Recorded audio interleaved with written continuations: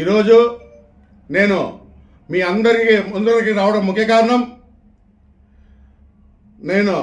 నా పేరు ఆకుల గజేంద్ర, రాష్ట్ర కాపు నాయకుడిని. ఈరోజు రావులపాలెంలో జరిగిన సంఘటనపై స్పందించాలని నేను మీ ముందరకు రావడం జరిగింది.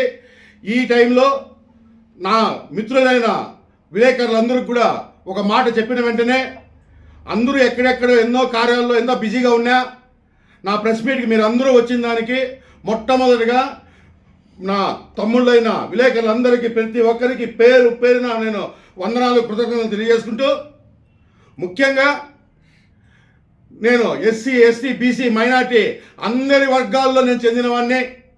అన్ని వర్గాలు కూడా నన్ను ఒక రాజకీయ నాయకుడిగా కాకుండా వాళ్ళ ఇంట్లో కుటుంబ సభ్యుడిగా భావించే వ్యక్తిని. కానీ ఈరోజు నేను ఒక రాష్ట్ర కాపు నాయకుడిగా స్పందిస్తున్నా. రావులపాలెంలో శ్రీకృష్ణదేవరాయల విగ్రహము ప్రతిష్ఠించే నిర్మాణం చేస్తుంటే ఒక వెధవ జగ్గారెడ్డి అనే వ్యక్తి ఆ విగ్రహం ఈడ స్థాపించకూడదని చెప్పి నానా గొడవ చేసి దానికి బలిజ కులస్తులందరూ ఏకమై అతన్ని పోరాడిస్తే అతను ఒక ఎక్స్ఎమ్మెల్యేగా ఉన్నాడు ఒక వైసీపీలో.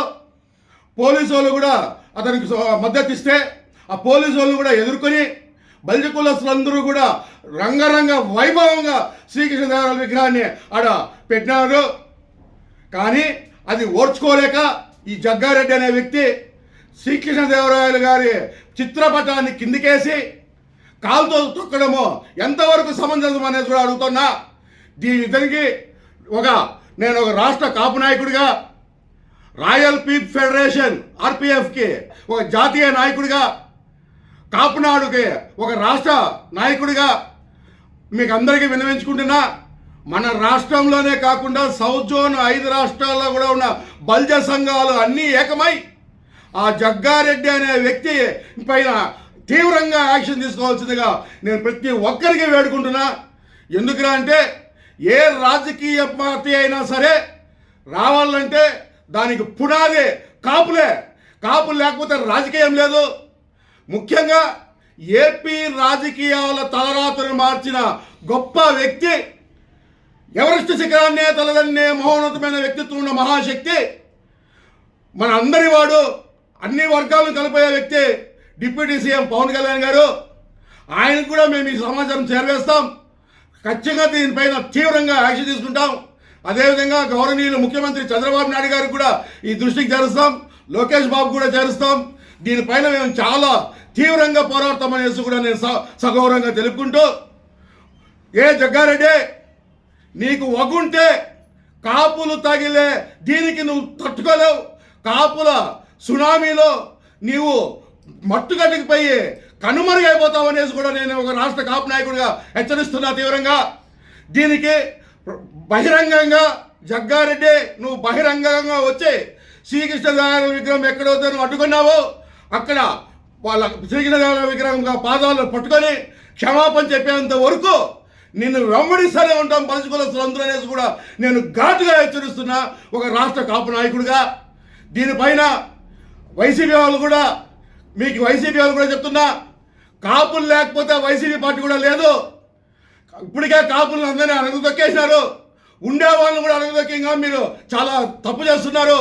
కావున వైసీపీ అధినేతలు ఎవరైతే ఉండారో మీరు కూడా ఆ జగ్గారెడ్డి అనే వ్యక్తి పైన యాక్షన్ తీసుకొని పార్టీ నుంచి బహిష్కరణ చేయవలసిందిగా నేను వైసీపీ అధిష్టానానికి నేను ఘాటుగా హెచ్చరిస్తున్నా ఒక రాష్ట్ర కాపు నాయకుడిగా.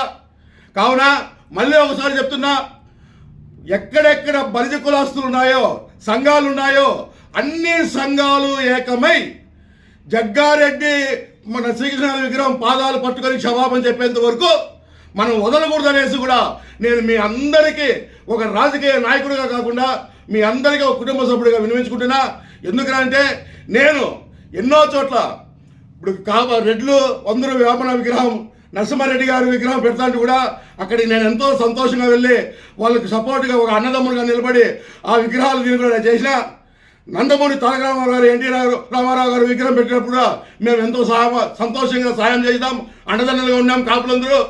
అదేవిధంగా వైఎస్ రాజశేఖర విగ్రహం కావచ్చు, అంబేద్కర్ గారి విగ్రహం కావచ్చు, ఇట్లా ఏ విగ్రహం పెట్టినా కాపులు మేము మాది అని కాపు కాసి మేము అన్నిట్లో కలిసిపోయే వాళ్ళం. కానీ ఈరోజు కాపులకు అన్యాయం జరిగితే మట్టుకో తట్టుకునేది లేదు. జగ్గారెడ్డి మళ్ళీ చెప్తున్నా, ఎక్కడైతే నువ్వు మా కులదైవం సింగల్ విగ్రహాన్ని అవమానపరిచినావో అదే స్థానంలో నువ్వు ఆ విగ్రహం కాలు పెట్టుకొని క్షమాపణ చెప్పేంత వరకు నిన్ను వెంబడిస్తూనే ఉంటాం. నీ జీవితం, నీ రాజకీయ జీవితం కావచ్చు, ఇంకో జీవితం కావచ్చు, సర్వనాశనమైనంత వరకు కూడా ఏ కాపులు కూడా వదలమనేసి కూడా నేను ఒక రాష్ట్ర కాపు నాయుడిగా ఘాటుగా నీకు హెచ్చరిస్తూ, ప్రతి ఒక్క బలిజ కులస్తులు అందరూ కూడా నా మాటకు స్పందించి అందరూ కూడా దీనిపైన తీవ్రంగా యాక్షన్ చేసుకోవాల్సిందిగా నేను ఒక రాజకీయ నాయకుడిగా కాకుండా మీ అందరికీ ఒక కుటుంబ సభ్యుడిగా వినయంగా మనస్ఫూర్తిగా వేడుకుంటూ ప్రార్థిస్తూ అర్థిస్తూ సదా మీ సేవలో డాక్టర్ ఆకుల గణేశ్.